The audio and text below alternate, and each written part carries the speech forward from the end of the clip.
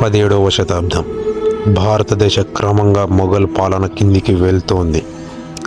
ఢిల్లీకి దారి తీసే ప్రతి కోట మీద మొఘల్ జెండా రెపరెపలాడుతుంది.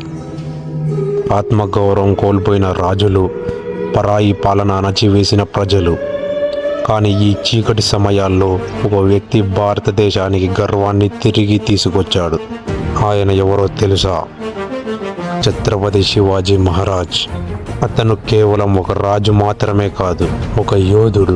అతను పుట్టినప్పటి నుంచే భారతదేశపు భవిష్యత్తును మార్చాలనుకునేవాడు.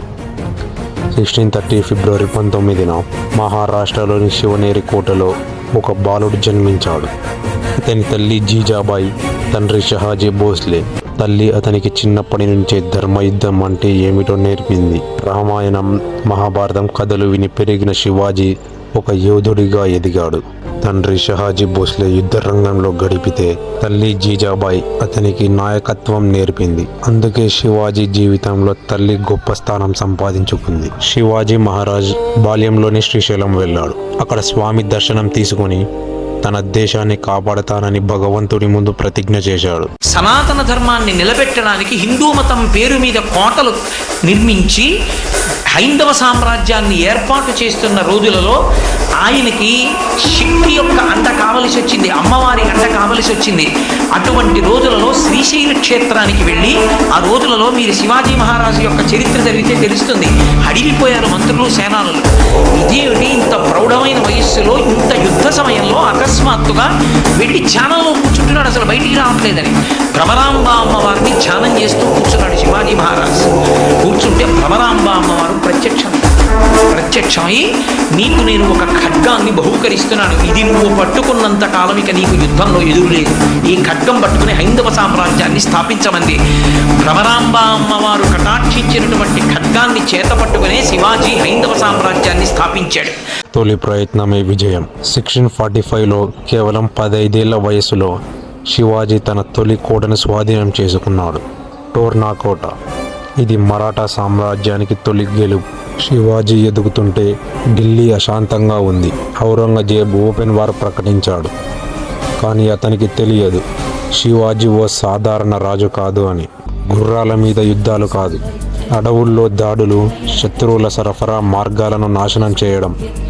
ఈ గొరిల్లా వార్ శివాజీని అపార భీష్ముడిగా మార్చింది. 1674 రాయ్గఢ్ కోటలో శివాజీ మహారాజ్ ఛత్రపతిగా పట్టాభిషిక్తుడయ్యాడు.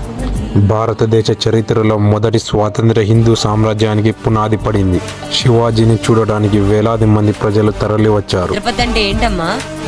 తన కోసం తను బతికేవాడు మనిషి, నలుగురు కోసం బతికేవాడు ఛత్రపతి.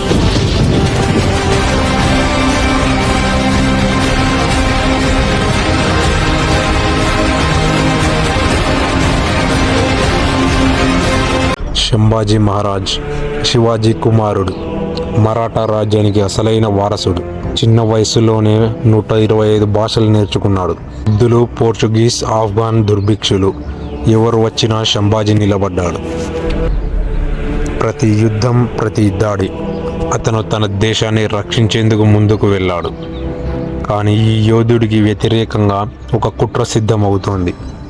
కానీ 1689లో అతను మొఘలులకు చిక్కిపోయాడు. ఔరంగజేబ్ అతనికి ఓ అవకాశం ఇచ్చాడు, ఇస్లాం స్వీకరించమని. కానీ సంభాజీ నిరాకరించాడు. మెల్లమెల్లగా అతని శరీరాన్ని నరుకుతూ అతని సహనాన్ని పరీక్షించారు. కానీ ఒక్కసారి కూడా భయపడలేదు. హరహర మహాదేవ్ అంటూ అతను ప్రాణం విడిచాడు. ఛత్రపతి శివాజీ పేరు మాత్రమే కాదు, అది ఒక స్ఫూర్తి, ఒక ప్రేరణ. ఇది కేవలం ఒక రాజ్యగాథ కాదు, ఇది భారతదేశ చరిత్రలో ఓ మహత్తర గాథ. కంటెంట్ మీకు నచ్చితే please do like, share and subscribe.